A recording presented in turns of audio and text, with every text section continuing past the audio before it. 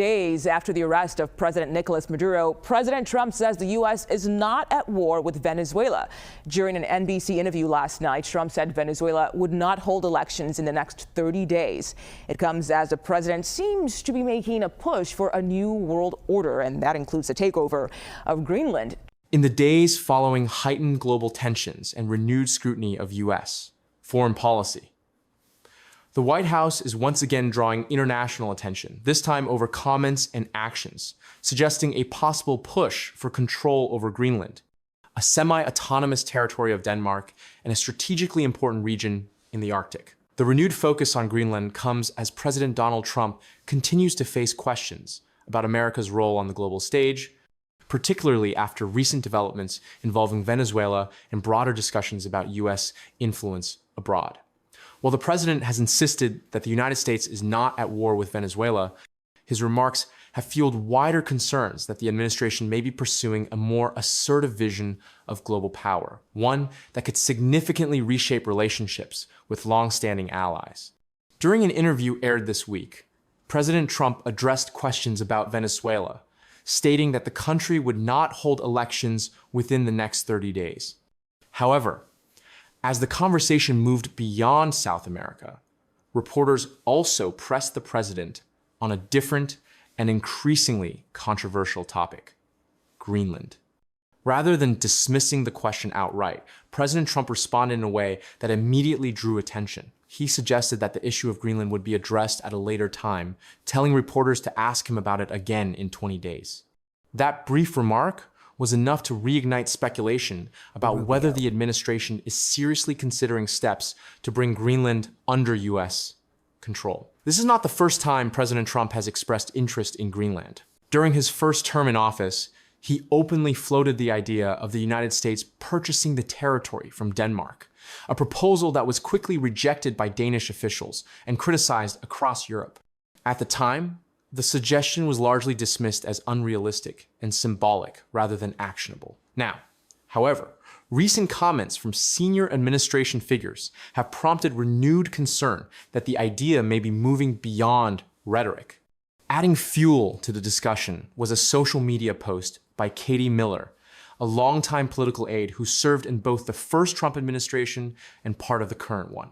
Miller, who is also the wife of senior White House advisor Stephen Miller, shared an image of Greenland on the social media platform X, implying that the territory could become part of the United States. While the post did not include any detailed explanation, it added momentum to an already growing conversation. Shortly afterward, Stephen Miller himself addressed the issue publicly during an interview, where he appeared to openly endorse the concept of Greenland becoming part of the United States. His remarks drew immediate attention, not only because of his proximity to the president, but because of how directly he framed the issue. Miller stated that the United States should have Greenland as part of the country, arguing that there would be no need to consider the matter in the context of a military operation. He suggested that no nation would militarily oppose the United States over Greenland's future. Notably, Miller did not explain how such a transfer would occur under international law, nor did he outline any diplomatic or legal framework that would allow the United States to assume control of a territory that currently belongs to Denmark and is governed by Greenlandic authorities. Those omissions have raised alarm among lawmakers, diplomats, and international observers. One of the most vocal critics of the administration's rhetoric has been Senator Mark Kelly, who addressed the issue during a televised appearance earlier this week. Kelly expressed concern about what he described as an increasingly unpredictable approach to foreign policy. The senator warned that discussions about Greenland, particularly when paired with comments about other nations, signal a broader pattern that could destabilize international alliances. He pointed out that Greenland is tied to Denmark, a NATO ally, and cautioned that any serious attempt to seize or pressure a NATO member over territory could have far-reaching consequences. Kelly noted that while previous comments about Greenland did not initially alarm him, the renewed discussion felt different.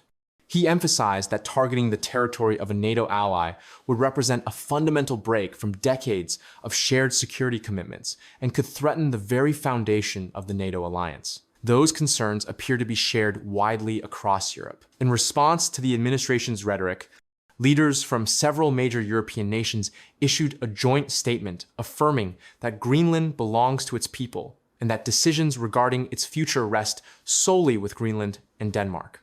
The statement emphasized that no outside country has the authority to determine Greenland's status. The statement was signed by leaders from France, Germany, Italy, Poland, Spain, and the United Kingdom, signaling a unified response from Europe's major powers.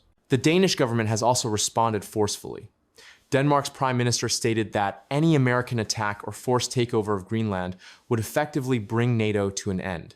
The prime minister described the repeated rhetoric coming from US officials as entirely unacceptable, stressing that Denmark considers Greenland's sovereignty non-negotiable. Greenland's own leaders have echoed those sentiments, reiterating that the territory is not for sale and that its future will be determined by its people alone. Greenland operates as a self-governing territory within the Kingdom of Denmark, managing its internal affairs while Denmark oversees defense and foreign policy. Strategically, Greenland holds significant importance due to its location in the Arctic, its proximity to North America and Europe, and its access to emerging shipping routes and natural resources. As climate change accelerates ice melt in the region, global powers have shown increased interest in Arctic territories, raising concerns about competition and militarization. The United States already maintains a military presence in Greenland through long-standing agreements with Denmark, including the operation of Thule Air Base, a critical installation for missile defense and space surveillance. Analysts note that the existing arrangement already provides Washington with substantial strategic access, making the push for outright control even more controversial.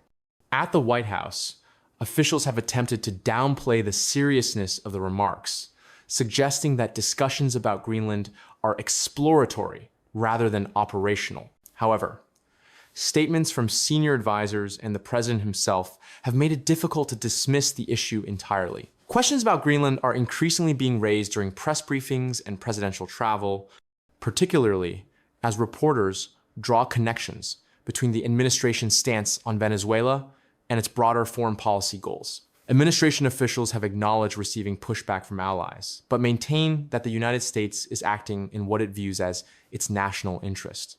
International reaction has been swift and firm, with European leaders emphasizing that any attempt to pressure or seize Greenland would violate international norms and undermine alliances that have existed for decades.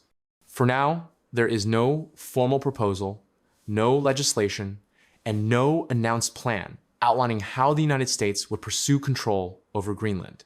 What exists instead is a growing pattern of statements, social media posts, and interviews that suggest the idea remains active within the president's inner circle.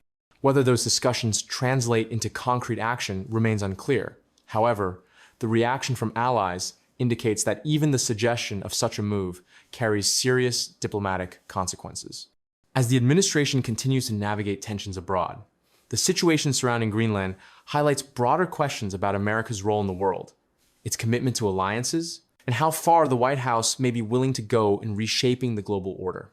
For now, Greenland remains under Danish sovereignty, backed by firm statements from European leaders and NATO partners. But with renewed attention from Washington, the issue is unlikely to fade quietly, and further developments are expected in the coming weeks.